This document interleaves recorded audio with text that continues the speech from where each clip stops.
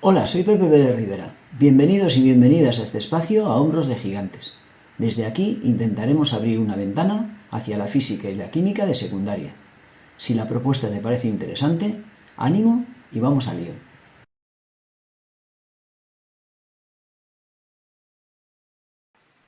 Estudiaremos en esta ocasión, para el curso de primero de bachillerato y en el tema estructura de la materia, el sistema periódico, propiedades periódicas. Vamos a analizar inicialmente los radios atómicos. Primero estudiaremos el comportamiento de estos radios cuando nos movemos en un grupo y a continuación cuando lo hacemos en un periodo. Si buscamos el grupo 1, el grupo de los metales alcalinos, litio, sodio, potasio, rubidio, etc., nos encontramos con que quien define el tamaño es n, el número cuántico principal. En el litio, el orbital de mayor tamaño es el orbital 2s, en donde n vale 2. En el sodio, el orbital de mayor tamaño es el 3s, en donde n vale 3. 4s sería el del potasio, 5s el del rubidio, 6s el del cesio. A medida que descendemos en el grupo una posición, nos encontramos con que cada vez el elemento tiene una capa más. Por tanto, si el número de capas crece, n también lo hace y el tamaño será más grande. Observa cómo en la gráfica siguiente podemos ver cómo efectivamente desde el litio hasta cesio el radio atómico va aumentando. Si analizamos a continuación el comportamiento del radio atómico en un período, podemos tomar como referencia el período 2, que empezaba en litio y terminaba en neón. Observa cómo de litio a berilio, Z, el número de protones crece una unidad. De berilio a boro lo mismo, una unidad. De boro a carbono, a medida que avanzamos en el período, aumenta un protón, con lo cual aumentaría la atracción que los protones ejercen sobre la corteza. Este efecto del incremento de un protón haría que el átomo se hiciese más pequeño.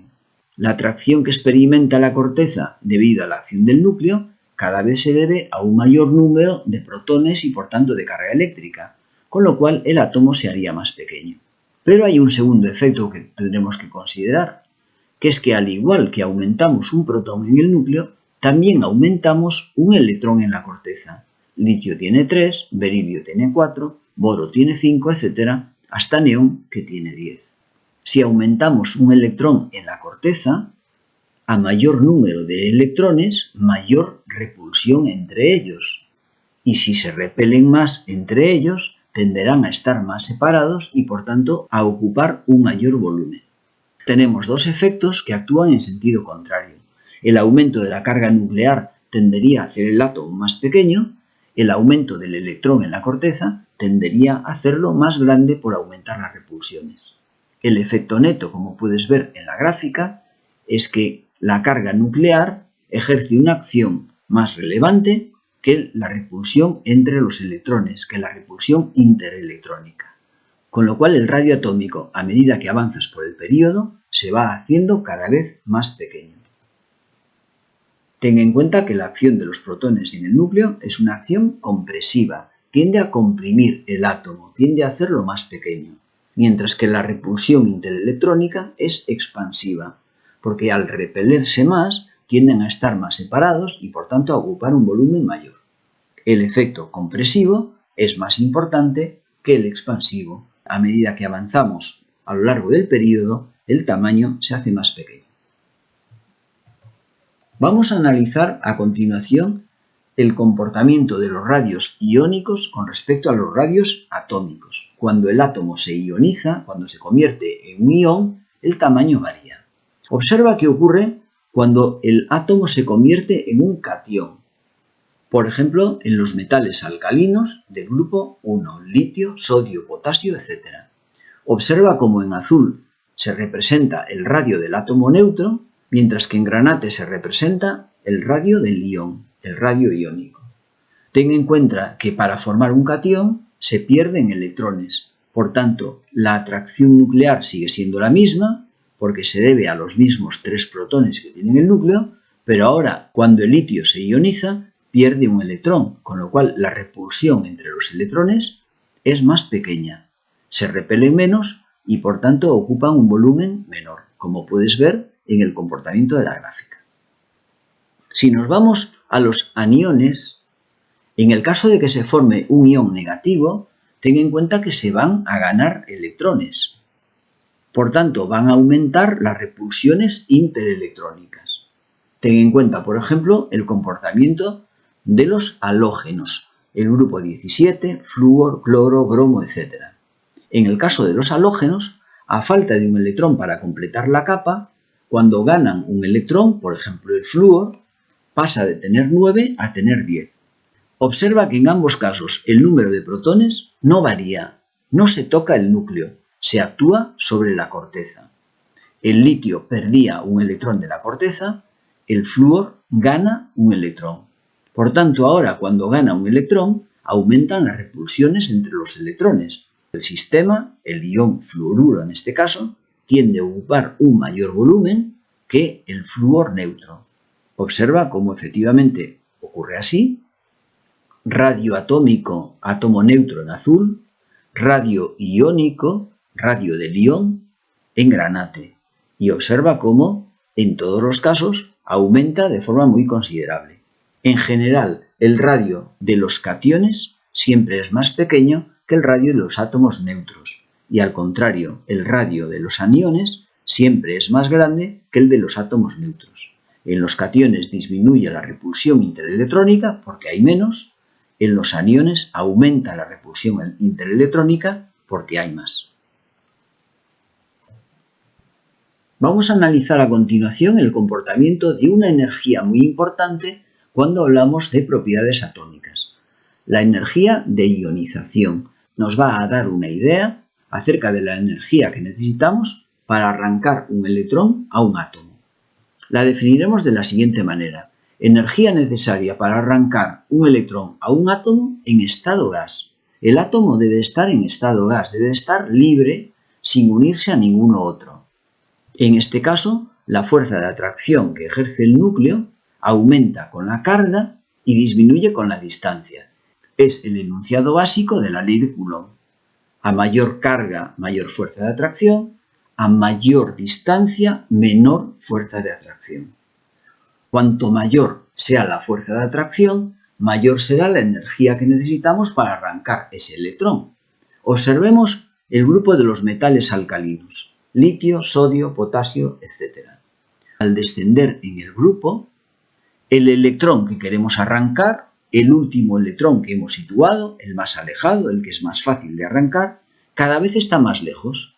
En el litio está en la capa 2, en el sodio el electrón que queremos arrancar está en la capa 3, en la capa 4 en el caso del potasio, etc. Si está más alejado del núcleo, será más fácil arrancarlo porque se encuentra a una distancia cada vez más alejada del núcleo, por tanto menos atraído. La energía de ionización disminuirá a medida que descendemos en el grupo. Si nos vamos en busca del comportamiento en los períodos, recuerda que es la energía necesaria para arrancar un electrón a un átomo libre, a un átomo en fase gas, a un átomo que no está unido a otros. Los elementos de la izquierda de la tabla periódica tienen pocos electrones en la última capa, tienen tendencia a perderlos y por tanto, si le queremos arrancar uno, va a ser relativamente fácil, dado que cuando el elemento, en este caso el sodio, pierde un electrón, se queda con la configuración de gas noble, en este caso del neón, en la capa anterior. Si esta es la tendencia natural de este elemento, arrancar este electrón será relativamente fácil. En general, los elementos de la izquierda de la tabla periódica tendrán bajos valores de la energía de ionización. Necesitamos poca energía para arrancarle uno. Si nos vamos al otro lado de la tabla periódica, el comportamiento es justamente al revés. Estos elementos tienen tendencia a ganar electrones para completar la capa. Por tanto, no tendrán ninguna intención de desprenderse de los electrones que tienen. Será complicado arrancarle uno de ellos. Es algo así como si tuviésemos una colección de 8 cromos, de manera que si tú solamente tienes uno, no tienes demasiada intención de continuar la colección, Por tanto, es relativamente fácil que si alguien te pide un electrón, que se lo des. Sin embargo, si tienes 7 cromos para completar una colección de 8, si alguien te pide uno de ellos, va a ser complicado que se los puedas dar. Al revés, tú quieres ganar el que te falta para completar tu colección. Esto es lo que le ocurre a los elementos como el cloro. Le falta un electrón para conseguir la regla del octeto, para conseguir completar su capa.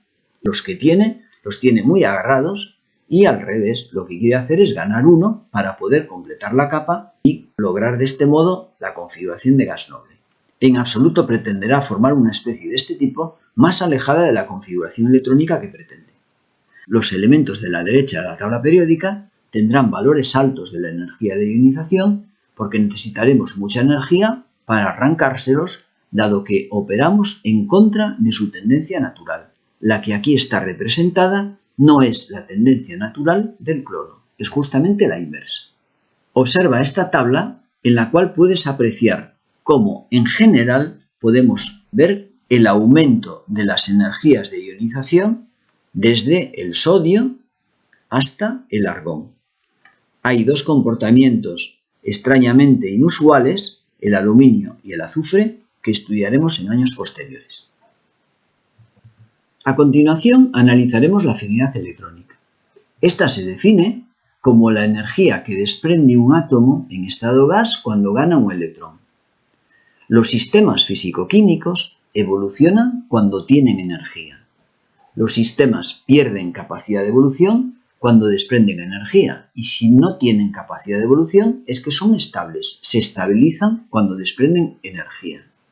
Por tanto, cuantificaremos el valor de la estabilización en función de la cantidad de energía que desprenden. Cuanta más energía desprendan, más se estabilizan. Vamos a analizar el comportamiento de los elementos de la tabla periódica en función de su tendencia natural, tal como hicimos anteriormente. Los elementos de la izquierda de la tabla periódica tienen tendencia a perder los electrones de la última capa, tienen muy pocos. Por tanto, cuando ganan un electrón, apenas se estabilizarán. Tendrán valores bajos de la energía de ionización. Es el caso, por ejemplo, del sodio. El sodio no quiere ganar un electrón, quiere perder el electrón del 3s.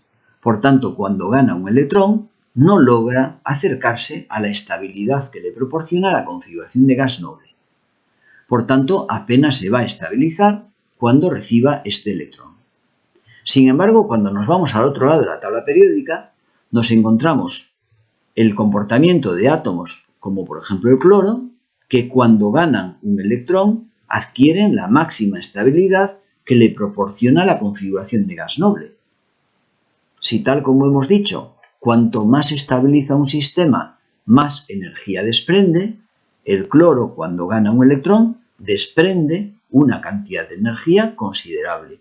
De ahí que cuando se estabiliza al ganar un electrón, decimos que el elemento tiene un valor alto de la afinidad electrónica.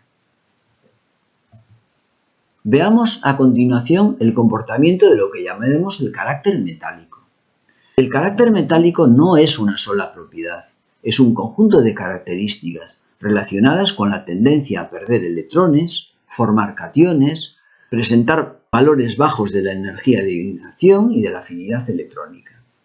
Los elementos de la parte izquierda de la tabla periódica tienen tendencia a perder los pocos electrones que tienen en la última capa, con lo cual tendrán carácter metálico, tenderán a formar cationes, pierden electrones y, tal como hemos dicho, será fácil arrancarle un electrón. Coincide, como puedes ver, con lo que definimos como carácter metálico. Es el comportamiento, por ejemplo, del sodio. Pierde fácilmente ese electrón y forma un catión. Ten presente que sigue teniendo los mismos 11 protones que tenía, pero ahora perdió un electrón y por tanto hay un protón que no puede neutralizar su carga. De ahí que manifieste la carga positiva tal como lo escribimos. Si nos vamos al otro lado de la tabla periódica, los elementos de la derecha tienden a ganar electrones para completar la capa. Están a punto de terminarla y quieren completarla. Por tanto, cuando ganan un electrón, se estabilizan logrando la configuración de gas noble, o en todo caso acercándose a la configuración de gas noble. En el caso de cloro, la consigue directamente. Los elementos de esta naturaleza tienden a formar aniones. Observa que si sigue teniendo los mismos 17 protones, al ganar un electrón, tiene ahora 18 electrones, de manera que hay un electrón que no compensa su carga, con lo cual la escribimos de esta manera. Los elementos de la izquierda de la tabla periódica tienen marcado carácter metálico y los elementos de la derecha tienen marcado carácter no metálico. Y es todo en esta ocasión. Si te pareció interesante la propuesta, nos vemos caminando entre la ciencia como siempre, subidos a hombros de gigantes.